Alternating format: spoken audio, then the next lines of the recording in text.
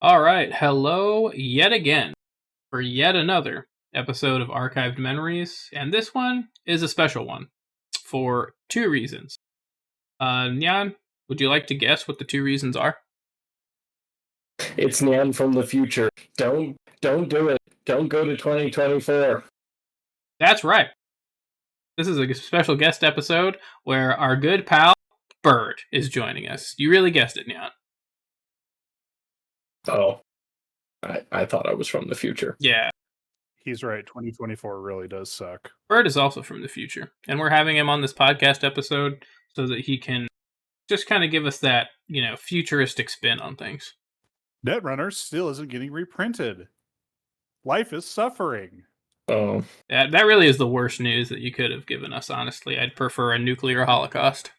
Like, of all the things that could be happening in 2024, absolutely the worst. Absolutely. see, if we'd been hit by a nuclear holocaust, Netrunner cards could have become currency or something. Damn, I would be a fucking quadrillionaire if Netrunner cards became currency. How many core sets have you bought? I've lost count exactly, but I want to say somewhere around 10. Yeah, I only bought 3. I loved making decks, man, and every deck needs hedge fund. Unless it's a runner deck. Then every deck needs sure gamble. Not wrong. Anyway, Burd is our friend. He's played Netrunner with us. And that's really all that's really it. That's all that your resume needs to have on it for you to be able to get a guest spot on Archive Memories.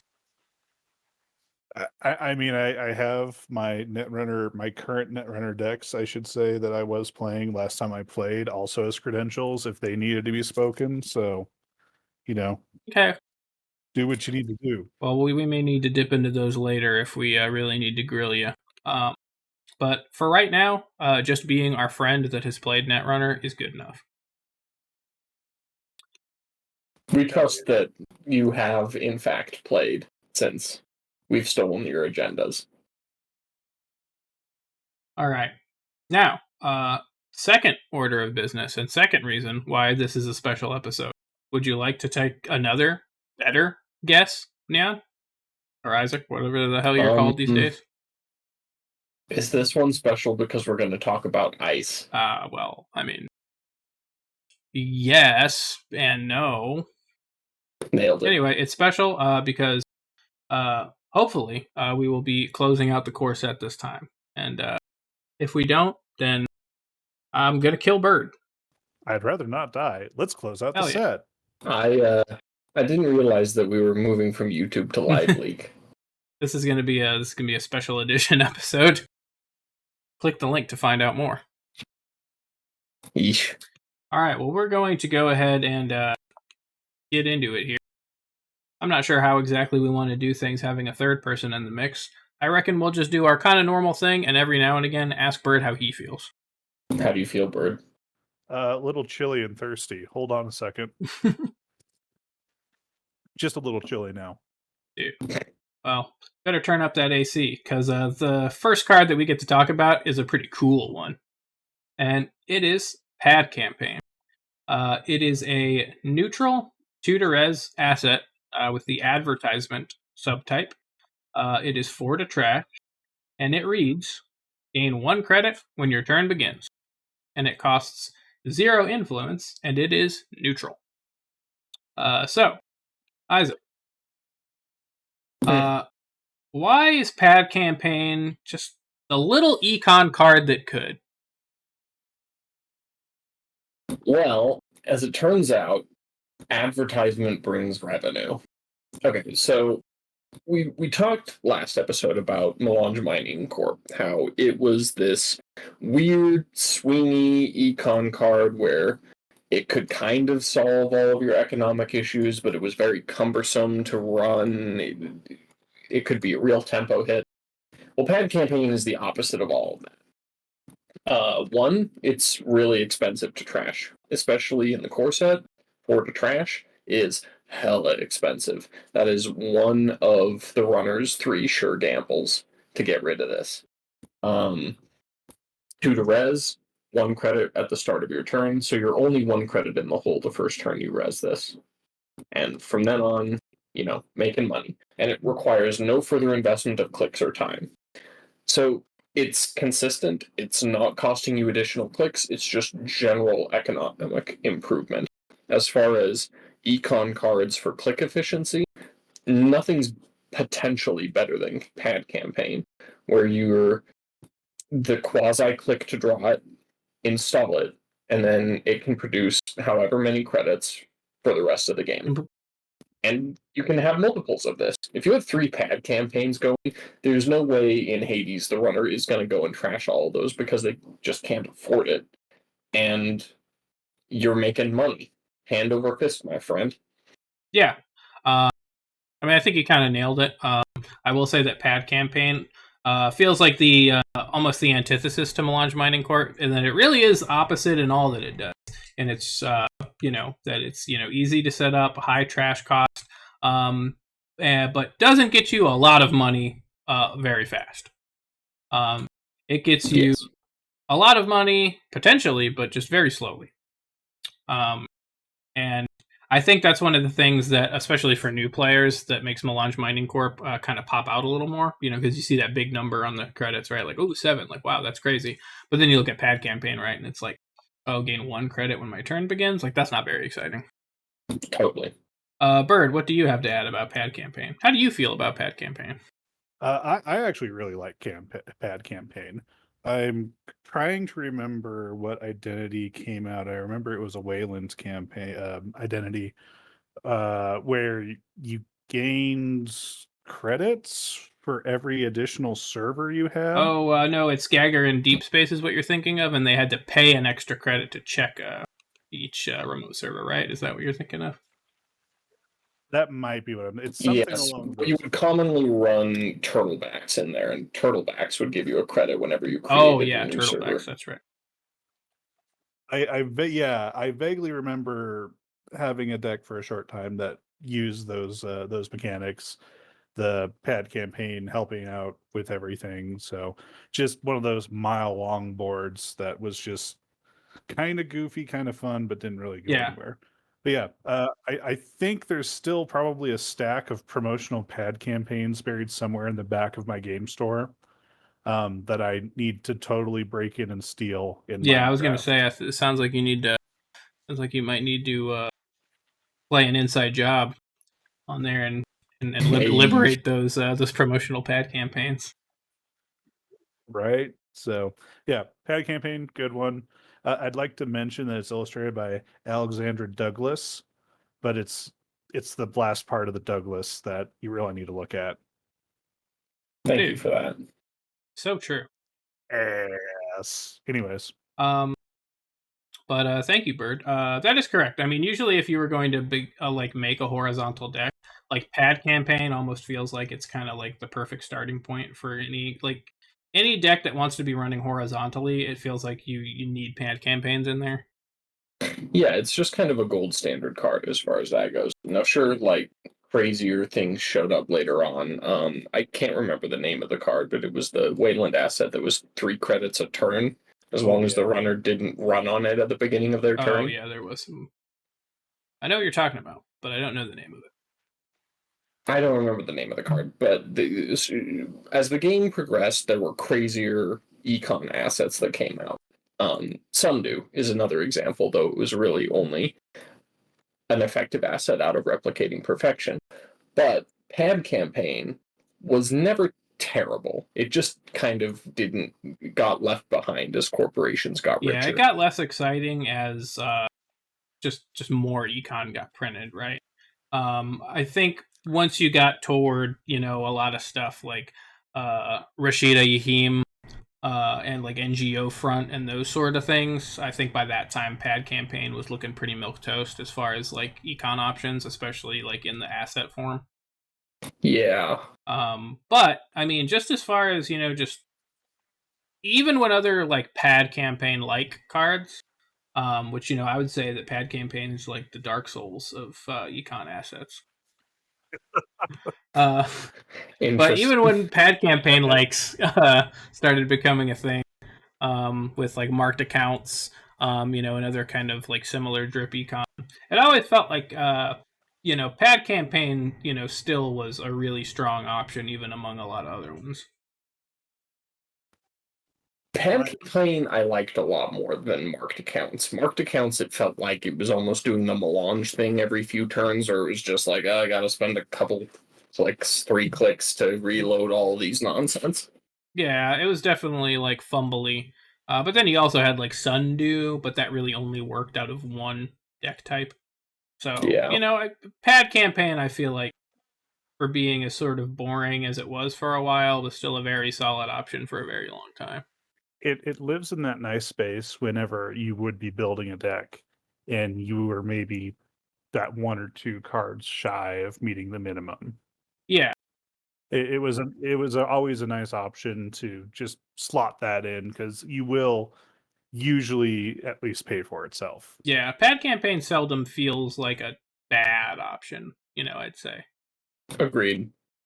Is the little It, engine, yeah, it's as just you the said. little advertisement that could. Is there anything we would change about Pad Campaign? Because I certainly would. I think that Pad Campaign is kind of in a perfect spot with its mechanics and how it works. It's a good gold standard card. It's giving you value after 3 turns, including the install one. So it's not fast off the line, but it's consistent. It's expensive to trash. It feels like the natural neutral economy card. Yeah, I feel like an underrated aspect too about it, kind of, is that four trash cost. Obviously you brought it up, but is really high. But also, like seeing Pad Campaigns out of R&D, also feels pretty bad because how often are you probably going to spend the 4 on an R&D dig to trash a Pad Campaign? A lot of times, probably not. So it's really helpful in that sense too, and that it's a nice healthy buffer, you know, uh, as far as if it gets seen out of R&D, it's not going to be something like we had mentioned with Melange where it's just like, oh, boom, just trash it, get it out of here. Yeah, much easier to go just get rid of a melange. What about you, Burd? Would you change anything about Pad Campaign?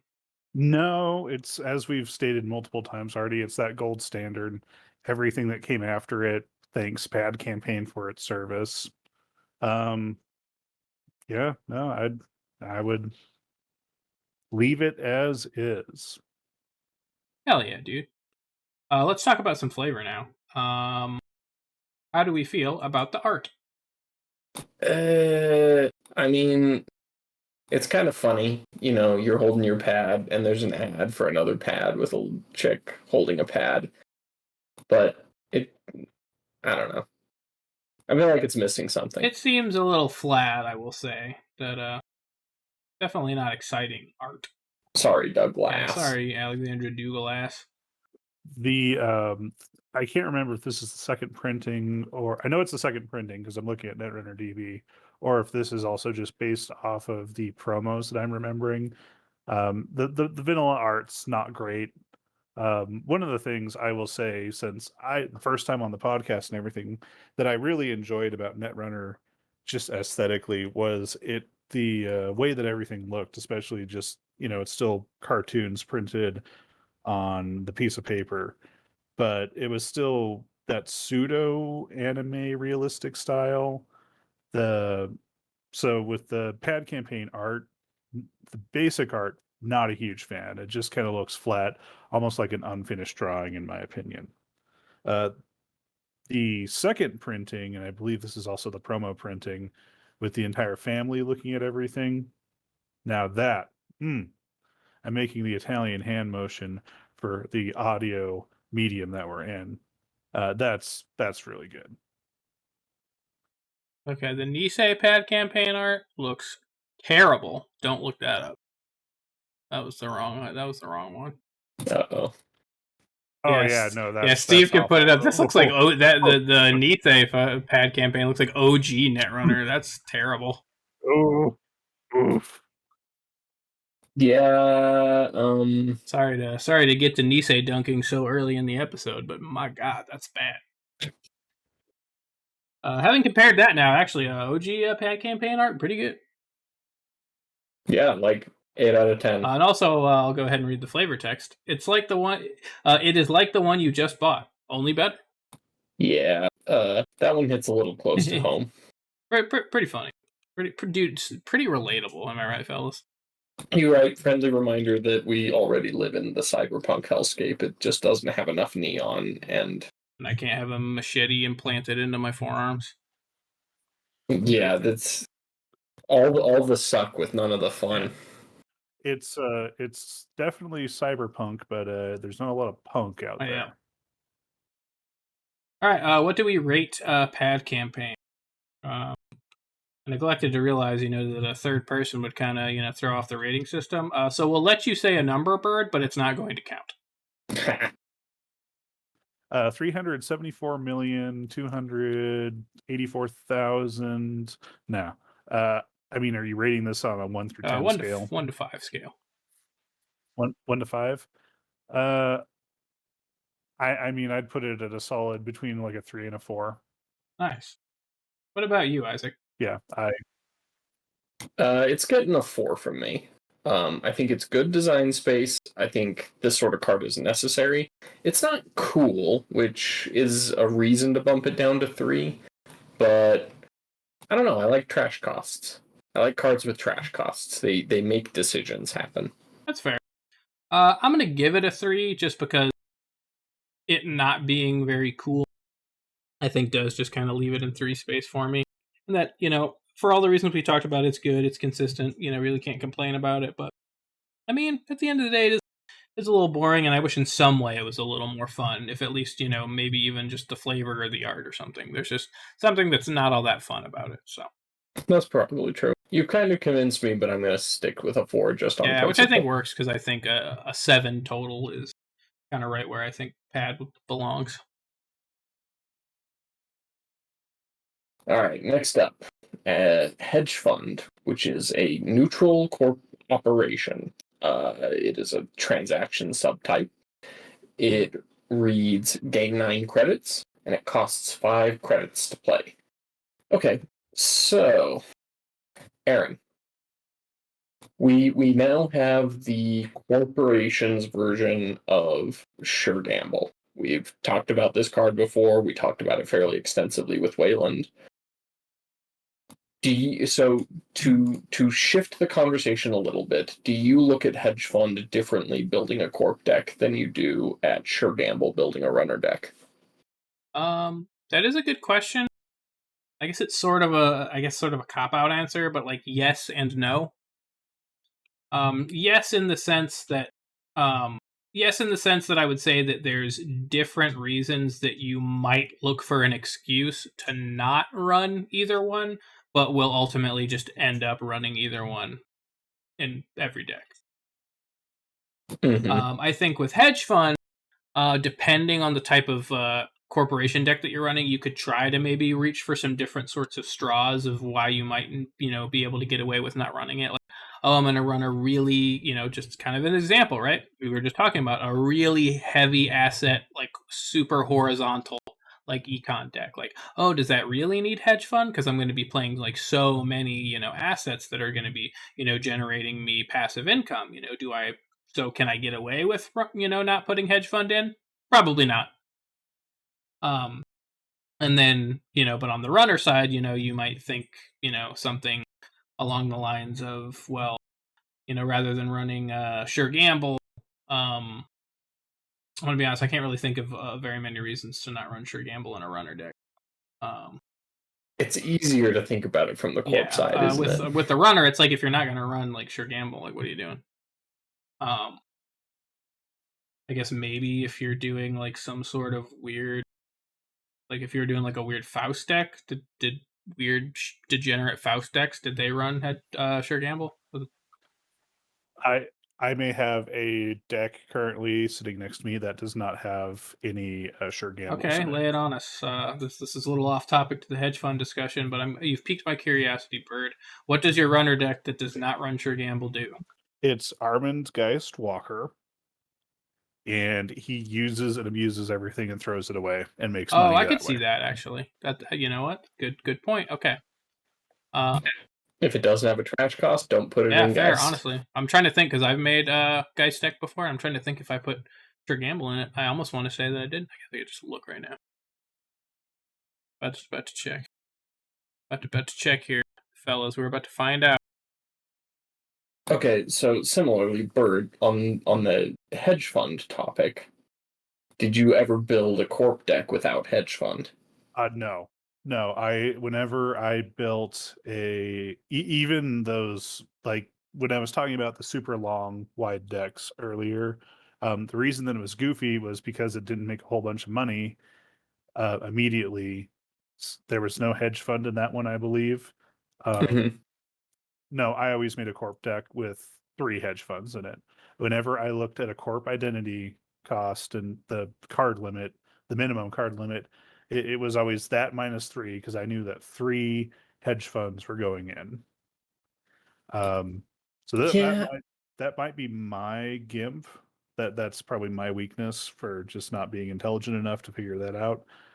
Funny story though, I think I spent $100 on, this is back in 2015, 2016, on secondary market cards off of eBay. It was like 4 or 5 sets of Sure Gamble and 4 or 5 sets of hedge fund off of eBay. I'll be honest, I did the same thing. Probably from the same. Yeah, I did source. a similar thing, but it wasn't just hedge funds and Sure Gambles. It was like a bunch of other cards. It was like a separate set of like 3 of all the 3 of cards, like in the core set or something. Yeah. But This was shortly after I bought my second core set. I didn't want to buy a third one, but here we are. So yeah. Anyways, hedge funds completely necessary in the way that I built gotcha. decks. Just to put on the record, yep. Good call on the Geist Burd, because the Geist deck that I had built way back when also did not have Sure Gamble in it.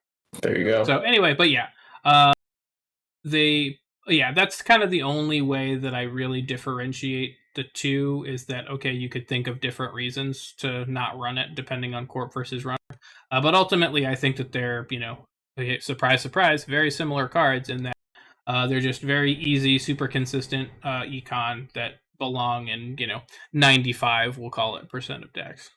Yeah, I mean, we talked about pad campaign as kind of a gold standard, but hedge fund never went out Yeah, of hedge fund style. was never not good. Hedge fund saw overwhelming play until the day the Netrunner died. So we're not changing this card, right? No, and that it sounds like we're kind of skipping over it or skimming over it, but I mean, hedge fund, we've like Isaac has said, we've talked about it so much in episodes leading up to this, but it really just is what it is. It's just a steady, sturdy. If you got at least 5 credits, it's gonna get you 4 more, and that's really good. And you're always gonna want that. Yeah, you're never sad to draw it. So the problem with hedge fund is I can't change hedge fund without changing everything with the game around it. It's like, oh, I bought this new house. What do I want to change? Well, I want to move the foundation 3 feet to the left. Wow. But yeah, no, you're right, because it's like the entire kind of economy of Netrunner seems pretty built around this and Sure Gamble. Totally. It's the bar in which everything is measured against. I mean, most econ cards, the kind of direct comparison usually, right, is how is it going to compare to a hedge fund? Yeah. And generally, when econ cards came out, the closer that they were to hedge fund levels of value, the more excited you were. Yeah, pretty much. But yeah, I don't think there's really anything that can be changed about hedge fund, just because it's an institution. Well, Bird, you want to read the flavor text on this institution? Hedge fund, noun, an ingenious device by which the rich get richer, even while every other poor SOB is losing his shirt. The Anarchist's Dictionary, volume, Who's Counting? Dude, Yeah. what a quip. Also relatable. I would like to say real quick on the subject of hedge fund, if you try to make hedge fund better, you end up with IPO, which is objectively worse. I mean, I don't know if it's worse. It's just you're never gonna run it instead of it. It's for when you're richer. Exactly. And I don't think that Yeah. IPO even makes an attempt to be a better quote unquote hedge fund. It's just supposed to be a bigger one. Bigger, doesn't necessarily equal better.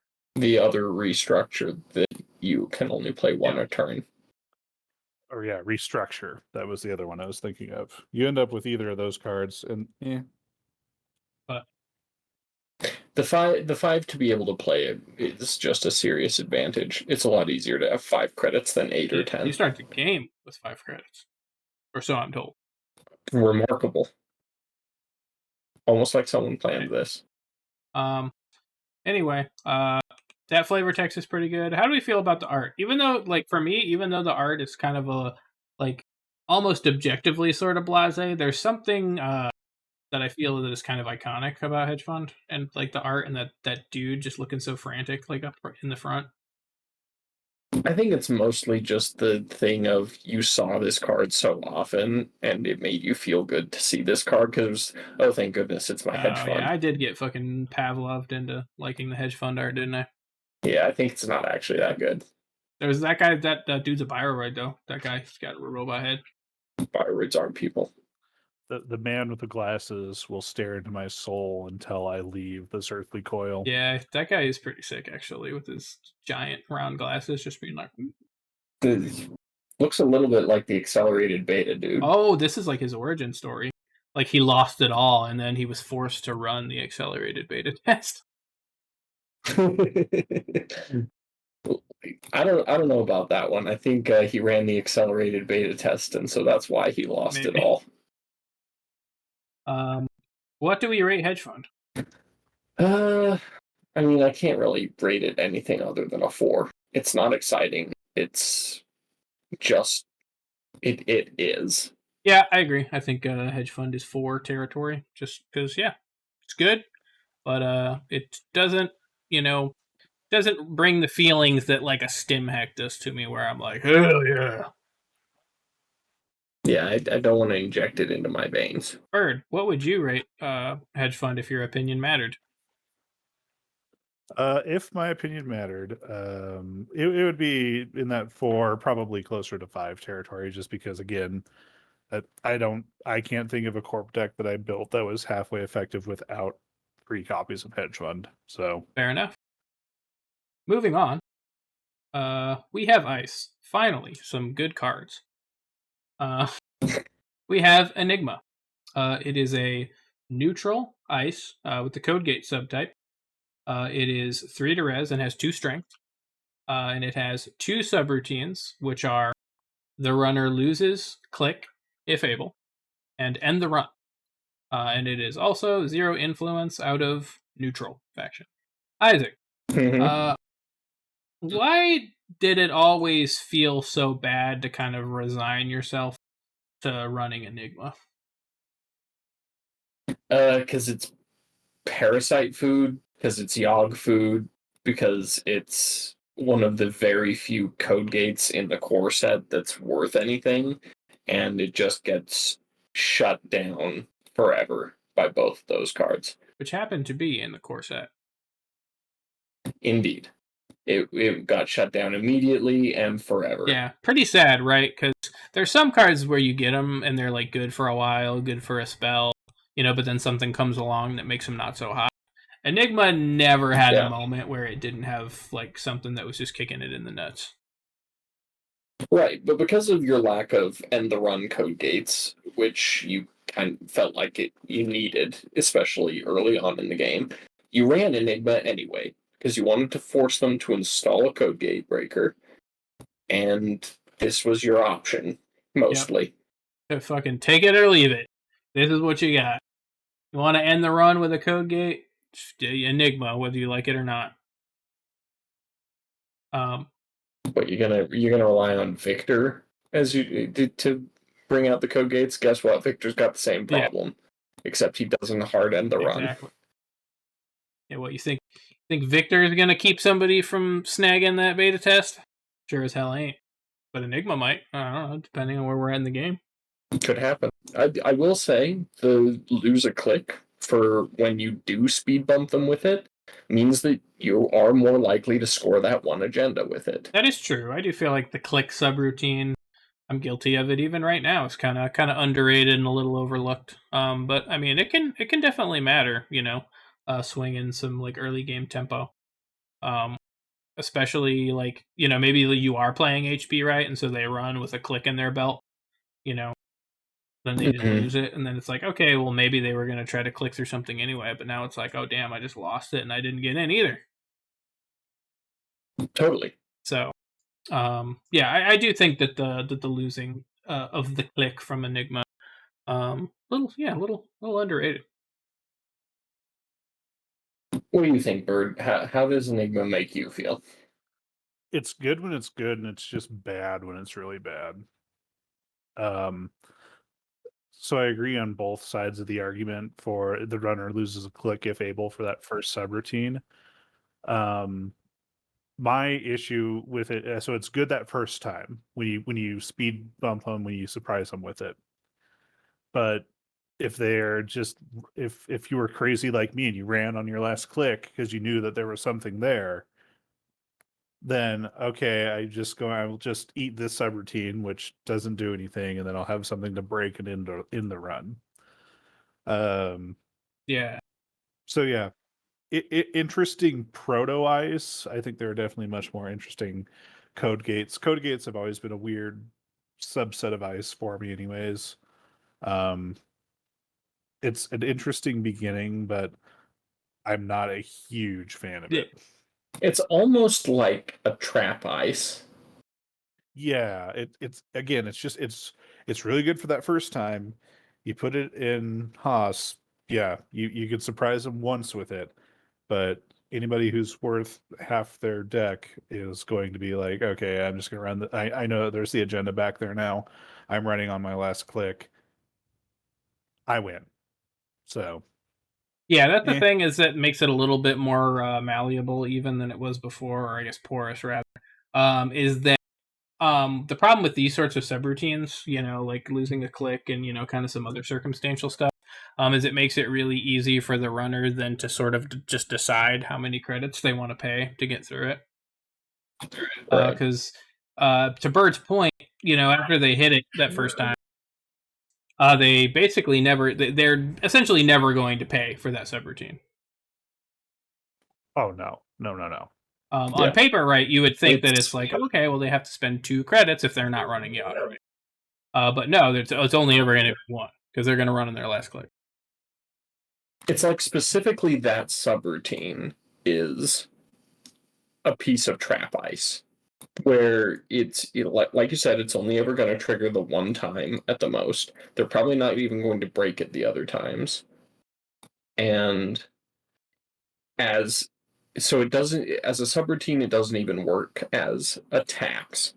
Yeah, which is like that's what you want generally, right? That's what you're looking for out of multiple subroutines. Is normally that means that they have to spend more money, but in this instance, that doesn't even. Right. They're either just not going to bother paying for it, or they're going to use Yogg, or it's going to get parasited, but they're not paying for it.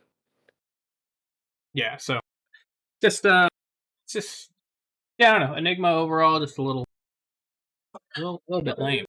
Um, what would we change about it? Is there anything we would change about it? Uh, I would give it one more strength. That doesn't push it out of Yogg territory, but it makes it less parasite food. Okay. Yeah. Um, what about you, Bird? It's hard to say. There's a part of me that says leave the strength where it's at, change that first subroutine to the the runner loses a The click if loser able, rust. if unable in the run. Like Isaac said, up the strength, make a change to that subroutine. I remember building a few decks and playing with it and figuring that out really fast, and then just taking it out, and it still lives in the binder to this day. Yeah, I feel you on that. As soon as good alternatives to Enigma showed up, I was definitely running those instead. But yeah, I think either way is pretty good. I think that a strength increase would probably be the best way. Because then I think even if it is 3 strength, I still think if you just keep it at the 3 to res, I think that's still fair. Yep. What one credit, one to a strength. I think that's a good Yeah, standard. and then because the problem I think with changing that first subroutine, then it's still just kind of gets owned by Parasite pretty easily. Even at 3 strength, though, if you like raise it by 1, it would still get yogged pretty hard, though. So, and then if you talk Yeah. about putting it to 4, then you're kind of, I think, pricing it out of the 3 credit range at that point. Mm-hmm. You're talking about more or less a different piece of ice at that point. I think if you just put it at 3 strength, then I don't know, it might not feel as bad. That might at least hold up to the Parasite for a bit longer. How do we feel about the Enigma flavor? Well, I'll go ahead and read its flavor text this time. Hey, wake up, man. You were under a long time. What did you see? I don't remember. I mean, I think the flavor text is kind of lame, but I like the art. The art is quite cool. I think the other kind of variations on like Enigma and its art, because spoilers, they made some other like Enigma evolutions. If Enigma were a Pokemon, they added some other evolutions to Enigma, and none of their art, I think, was as good as just regular OG Enigma. Mostly because I think in the OG Enigma art, like it is quite abstract and exactly what you're looking at. Like you can see that it has like legs and like paws and a sort of weird kind of visory cyber face, but for the most part, like everything else is pretty just indistinct, like ethereal cyber waves or whatever. Yeah. Where like where like Quandary later on, they just made it a weird little cyber puppy. It's like, okay. They think they can just make something a dog and people will like it. It's bullshit. They're right, I love it, but I'm just saying no. No, cool art. I'm gonna say I do like the art. I would totally have a playmat of it, or like a print of it up on the wall. Actually, I do have to say, if there's one slight criticism I can run through that I could throw at this, it feels like the background of every cybersecurity course I've ever had to take for any unnamed corporate entities, where it's like, hey, don't write your password down and give it out to people. I feel like Enigma shows up in those presentations at least once. Don't write your passwords down, or else the cyber being may take the ethereal cyber being. Enigma will show up and cause the company to lose all of its money. That is fair. Yeah, and I mean, I think the flavor text is all right. I guess not great. Could be worse. Man gets sucked into a void and suffers amnesia. I will say the flavor text matches the function well. Yeah, so he fair enough loses there. a click, so it's like you forget some shit. So yeah, I can see that. So what do we give Enigma?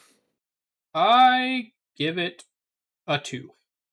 It's similar. I'm gonna give it a 3 because I think it did kind of fill a role at the beginning, even though I think its numbers kind of missed a bit.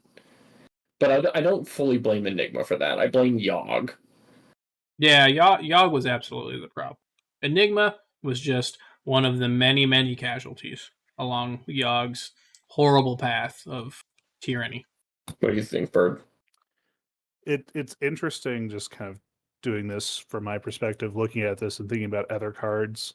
Like it's the weird thing that came out of the primordial ooze that started walking on land. You don't see any of them anymore for that reason, because they evolved into something else. It's a 2. It might be a 1. Ooh, 1. Come on.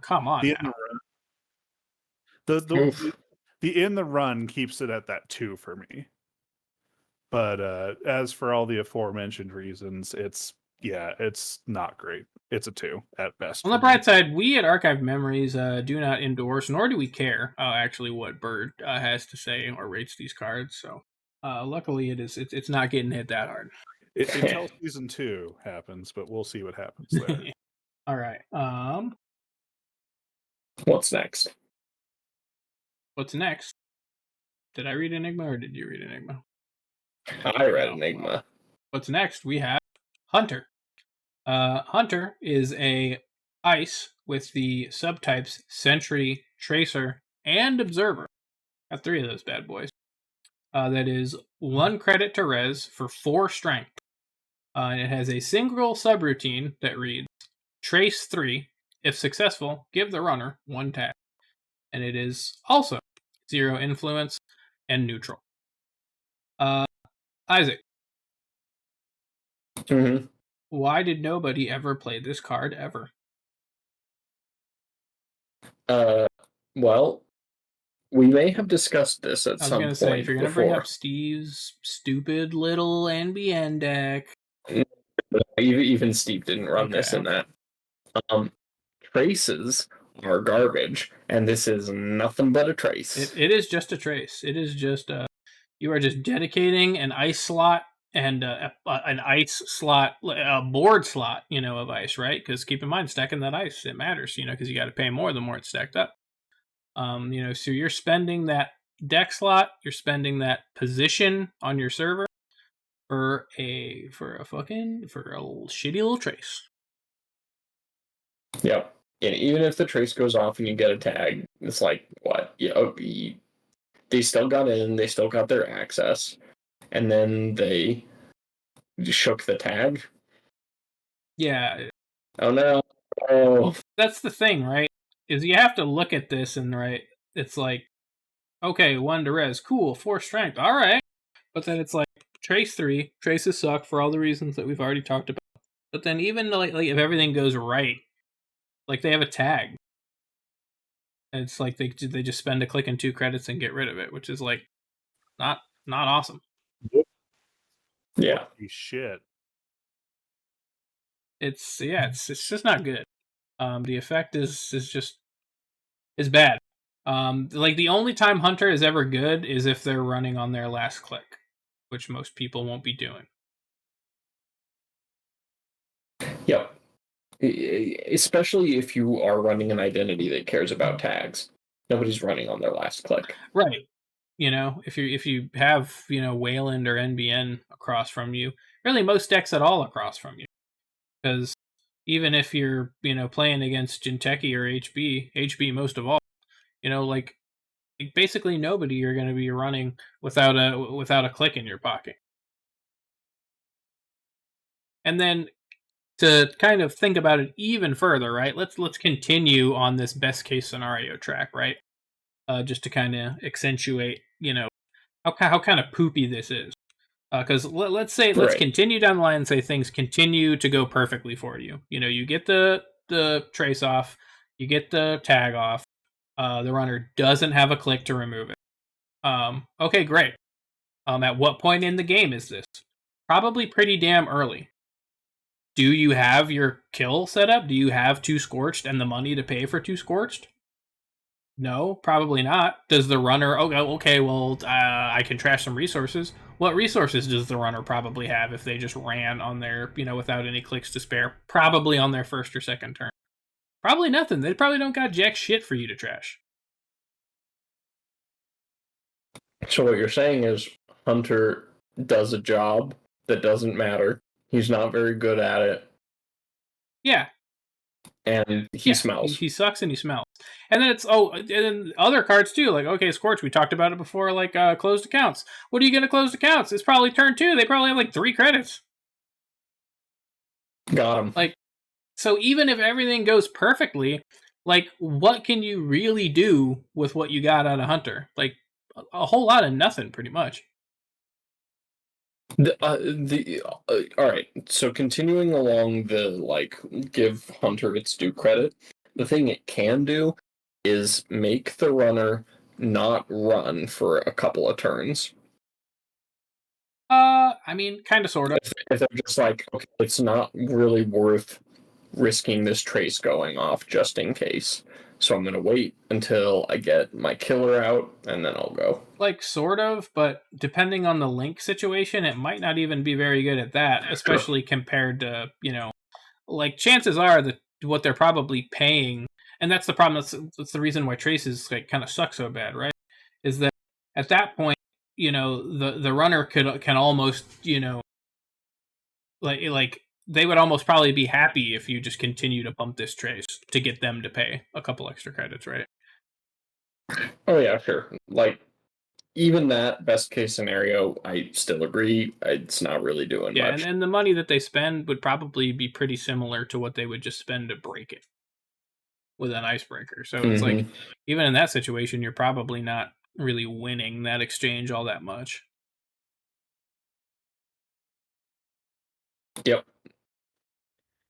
Even if you're just playing a base core set game, there are 2 cards that I've found so far that just shit all over Hunter.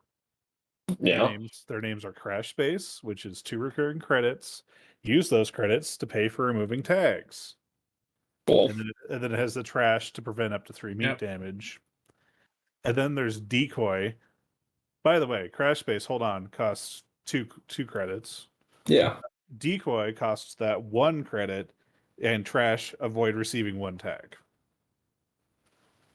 The only way that I see Hunter being any good is if it existed in that deck that was there to just explain core concepts to people. Just because it is a simple run the trace, get a tag, that's it. So to explain that in a learner game, that might be something. But yeah, and in that example, it's useful to have an ice that does that, right? Because then it kind of explains that, like, okay, well, there are subroutines, but if a subroutine is a trace, that doesn't mean that it always happens, you know. Exactly, yeah. It's a great training dummy, but it no real use anywhere else. All right. I'm gonna give Hunter one more benefit of the doubt here. What if you put a chum in front of it? Spoiler, it's still bad. You just I break was the gonna chum. say, I mean, the same thing happens if you put chum in front of any other ice. You break the chum, or Yeah. It's not very good. How could we make it good, though? How could we make it good?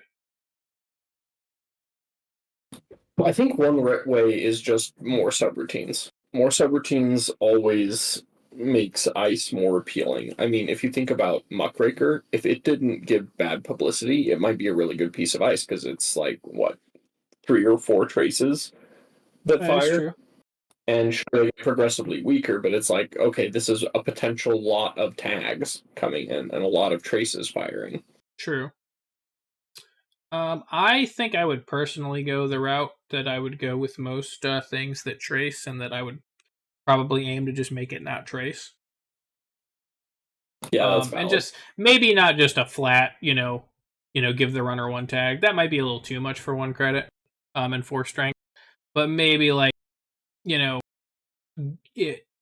give the runner 1 tag unless they pay 3 credits or something. Because then That's at that fair. point, I don't hate that. avoiding the tag for the 3 credits is still, not just worse than just removing it yourself, or vice versa. It's just pretty similar. Yeah, it's a decision that you have to make. Which way do I want it today? And then that way, for your 1 credit, it's still an effect and it still attacks, but it's, it's not like some crazy, like, insurmountable thing. Sure. What do you think, Burd? I've got 2 solutions. Number 1, make it Data Raven's goofy little brother, call it Data Pigeon. Okay. I'm here for it. And just make it Data Raven subroutines and abilities, but like slightly worse. That's option number 1. Option number 2, lean into the flavor of Hunter and give it like some sort of subroutine where if you break some sort of subroutine or ability, I should say, where if you break all the subroutines on it, every ice afterwards, it does like a incrementally smaller trace because it's hunting you. Yeah, but then that's just Muckraker. Yeah. So I'm going to go with Data Pigeon. Data Pigeon. Data Pigeon it is. Data Pigeon would be pretty sweet. All right, so let's talk about flavor. I'll go ahead and read the flavor text here for Hunter. .//run/hunter -tr/return equals true client /SEC 256 IPv7 dash greater than confirm /y 3926 0 HB7 1001 2NB1 1601 7784 error. He did it. The crazy son of a bitch did it. I didn't think he would. That's pretty good. That's pretty good flavor text, I think. I like the flavor text of Hunter, and what's more, I really like Hunter's art. I think it Yeah, looks that's cool I as think hell. my biggest problem with Hunter is that it wastes such like cool like let's be honest, let's just call it like this. It wastes some pretty badass art on a poopy It does. card. It really does. And I'm trying to think right now through fogged memories, but I wish more cards would have more computer code-esque run routines going for flavor Yeah. text. Might be a missed opportunity. I like the enigmatic nature of it. I think it pairs really well with the card art. I think it doesn't pair very well with its effects. Yeah, I think there's many other cards that, while good in their like actual like mechanics, kind of fall flat in like their art and flavor, that you could really just kind of supplant this in that in that stead, and it would work out a lot better. But as it is, really cool art and cool flavor, completely wasted on some doo-doo. Well, shall we rate it? I'm here to give it the 1. Yeah, I'm also gonna give it a 1, and it's lucky to get that. Burd? A solid 1. It's the same as its res cost. It's one stinky card. It's one piece of shit. All right, and a red letter day, ladies and gentlemen. We have the final card of the core set. Isaac, take us away. All right, we have Wall of Static. It is a neutral ice. It has the subtype Barrier. It is 3 to res, 3 strength, no influence, has 1 subroutine, and the run. Okay, Aaron. Wall of Static. It ends runs. It's got a 3. It's got another 3. This seems like a pretty straightforward card. Reading this card, this feels like the sort of card that's likely to get overshadowed as the game went on. Did it, and why, if so? It did, and I think the reason why, because it took me a little bit to kind of figure out why is Wall of Static? Because I'll be honest with you, I like in my time playing, I very rarely saw people run Wall of Static. I myself very rarely ran Wall of Static. And I think the reason why is that if you're just going for some like cheap gear check ice, which is exactly what Wall of Static is, make no mistake, it is a very cheap gear check for the runner to get their fractor out. But the problem is that the fractor that everybody on the face of the earth ever ran for the entirety of Netrunner as it existed, and for the rest of eternity, only had to spend 2 credits to break this.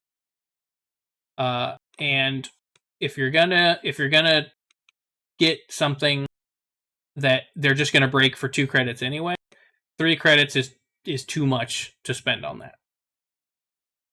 And so if all I'm doing is just getting them to have to go find their thing that's gonna break this for 2 credits, I would much rather just get an ice wall, and only spend 1 credit for it. Or I would much rather have a paper wall and spend 0 credits for it. I think that's commonly true, but allow me to make a case for Wall of Static. Okay. Because this is actually a card that I ran in my highly competitive HB decks, especially, for a while. Now, it fell off a little bit, but let me give you some reasoning. 1, your HB people expect bioroids. So when they run into hard and the runs, they get some unexpected gear checks going on. And I just like throwing off runner tempo, making them have to change plans on the fly. Then they don't know whether they're running into something with hard subroutines or bio. The other thing is Faust. Now, Faust doesn't come out for quite some time if we're looking at this from the perspective of the core set, but Wall of Static is an amazing piece of ice to fight Faust with because it makes Faust spend 2 cards for a lousy 3 cost piece of ice. It's really good. And it hard ends the run That is otherwise. quite good. That is fair. So yeah, I do think that you're right in everything that you said, but I still also feel that I feel like we're both kind of right in that. I think that there's definitely use cases for Wall of Static, and I think there's definitely decks and scenarios where Wall of Static, may shine and outshine, some of those, cheaper pipsqueak, gear checks. Sure. But I do think, in a lot of circumstances, you'd rather just pay the 1 credit to have a 1 strength on the run. Very commonly, I think you're right. Burd, which did you prefer running? Wait, say you've got like access to Wall of Static and Paper Wall and Quandary and etc. What's kind of your go-to for that role? Paper Wall and Quandary. Hold on just a second here. I'm actually going to pull all these up and look at them just to remind me. This is how you remind me. Okay. Quandary, there we go.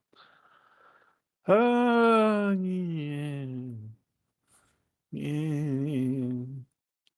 So now I'm remembering why I liked Wall of Static better than those 2 options. Paper Wall, just like the flavor text says, in 20 years when y'all get to this, it folds under pressure. If it's broken in a single encounter, which is again a single subroutine, 1 strength ice, it's going to fold. It does cost 0. Doesn't stick around like Wall of Static. Quandary as well, it is that code gate with 0 strength that ends the run. But again, it's 0 strength. And if you're going to be bumping up strength on something in the deck, why would you want to do that on Quandary when there's going to be a better target? Yeah. I think Wall of Static is a good card. I think it's I realize what this and like Hunter, the category in my brain that I just created for it, it's a PowerPoint card. Where if I was going to create a PowerPoint on how Netrunner worked, this would be on one of the slides because it's so This simple. is an end the run. This is a barrier. It ends the run. It costs 3 to res. It has 3 strength. I think just depending on where it lives in that corp world, be it Haas, be it Jinteki, HB, or NBN, I do remember having an NBN deck, and it might still be somewhere in a box that had 1 or 2 of these. Just because there wasn't a lot of in the run, it was an inexpensive way to get in the run into the deck. Sure. Was it better than not paper wall, ice wall? No, but it still cost. It did not cost any influence to get in. Yeah, that's fair. And I think paper wall. I think maybe more what I was thinking was later in the game, quite late in the game. But vanilla tended to be my go-to when it was a thing. Which Vanilla was nice. Yeah, because it was 0 strength, 0 to res, just an end the run. But at least it didn't go away, right? So it at least was always just going to be that 1 credit tax for the most part. Oh Sure. yeah. Vanilla's great. Because generally, my ice suites in the next decks that I would run, usually in each category, I would have 2 types of ice. I would have a easy, cheap, hard in the run, and I would have a medium to high strength taxing piece of ice, and I would have at least one of each of those for each barrier, code gate, and sentry. And so for this, when it comes to all right, if I'm just gonna reach for a cheap gear chuck and the run, usually I would opt for something like vanilla or in earlier in the game, like ice wall. Yeah. All the gear checks. Fair enough. I mean, Wall of Static, to give it its due, it does what it does. And it doesn't do it badly. It doesn't do it poorly. It's the old reliable, and there's much fancier, arguably better things out there, but when you need a quick in the run, it's always there in a pinch. It is. And I think maybe one thing that always soured Wall of Static for me, especially the 3 res cost, was Eli. Eli really made Wall of Static feel bad, even though you can click through Eli. The problem, right, is that it's like, man, why would I spend 3 credits for Wall of Static when I could get my whimsical little boy on online? You know, I just 3 credits to me just feels kind of bad. I would almost like Wall of Static better if it was just 2 to res for 2 strength. Like, but I don't know. But then it wouldn't be my tasty Faust fighter. No, I get it. It's like a generic ice that turned into a niche piece of ice Yeah. later on. That is totally fair.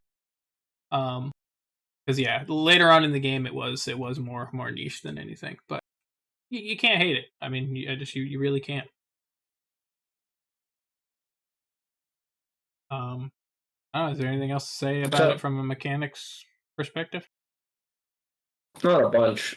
Would you change it? No, for as much as my bitching, would I actually say like, oh, it would be better if it was like 2 to res and 2 strength? No, I think 3 and 3 is fine. So I would almost go like maybe even keep the 3 strength and just make it 2 to res. But then is that too much? I don't know. Maybe.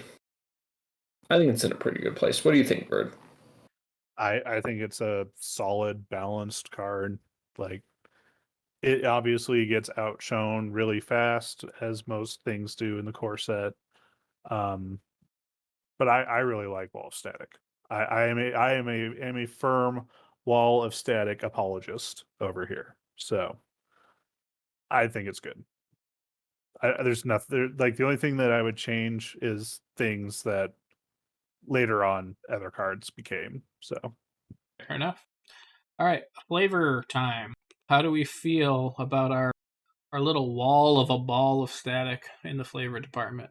You want to read that this flavor text, Isaac? I think it might be a little harder than the one I read. Okay. There's nothing worse than seeing that beautiful blue ball of data just out of reach as your connection dereses. I think they do it just to taunt us. Ellie smokes go back. I like it. I like it. I tend to like, runner quotes about ice. I think it's a nice way to give a ground level feel for the card. And I like Wall of Static's art. So I don't necessarily dislike Wall of Static's art, but it definitely gives me like royalty free like stock art vibes.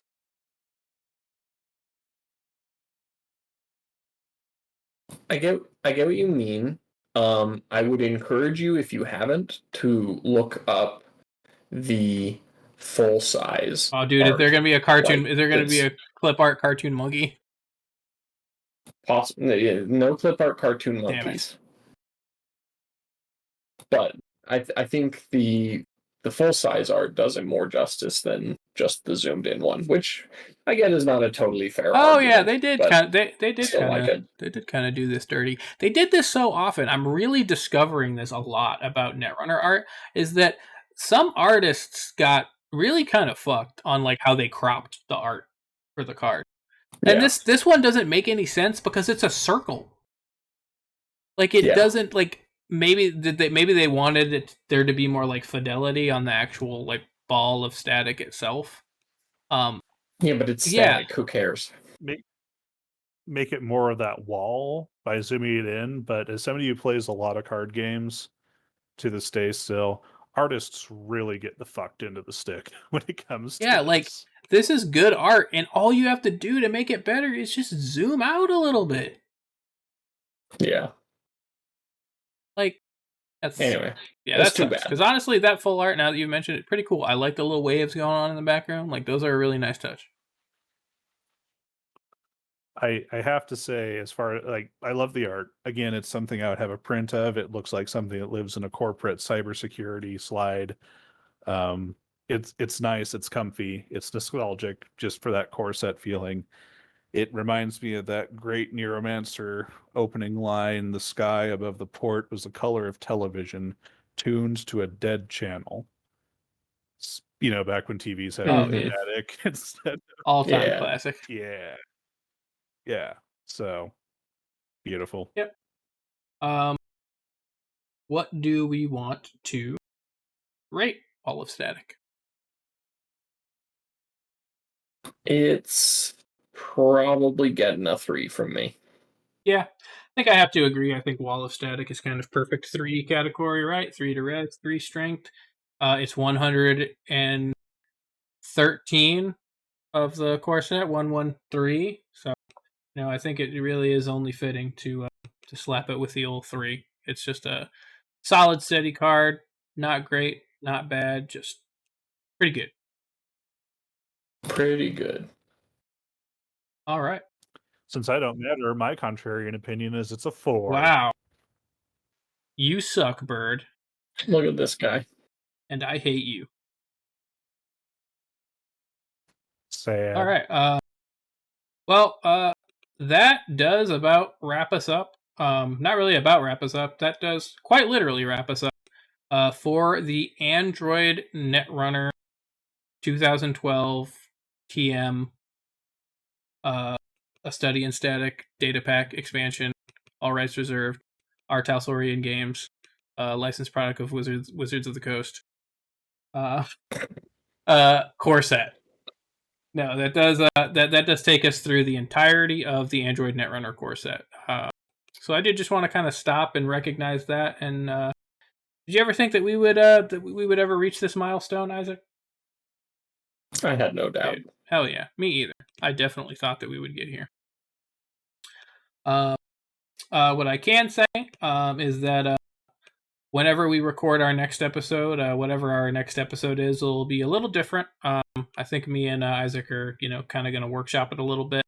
But it'll be a little bit of a different episode. We won't just be talking about cards. I think we'll do probably more of a generalized retrospective of the core set and perhaps even play some Netrunner. Playing this game that we've spent how many episodes talking about? This is ridiculous. I know it's crazy, but luckily he is actually still locked in my basement, so he is completely bluffing. Has literally no power. Damn. But thank you for joining us on this very special final episode of the Core Set, Burd. Do you have any parting words for our audience? Thanks for having me here. It's a shame it took you so long to get a guest. Yeah, Wizards of the Coast can go suck a Yeah, I cock. hate Wizards of the Coast. Actually, I'm gonna make a run on their R&D. Wizards of the Coast can go do what I just said, and Fantasy Flight, now Asmodee Games, Atomic Mass can go straight to hell in Minecraft. In Minecraft. Bye.